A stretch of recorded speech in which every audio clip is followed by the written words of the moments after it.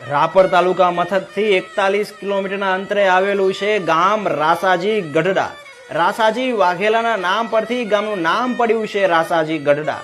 ગામ આશરે 250 વર્ષ જૂનું છે અને ગામથી 2 કિલોમીટર દૂર રબારી વાઢ આવેલી છે, જે ગામની સ્થાપના પહેલાની છે એવું જાણવા મળે છે. ગામમાં મોમાઈ માતાજીનું મંદિર, શિવ મંદિર, ગોગા મહારાજનું મંદિર વગેરે નાના મોટા અનેકો મંદિરો આવેલા છે અને ગામમાં હંસ સાહેબ ખૂબ આવતા અને ભજન સત્સંગ કરતા.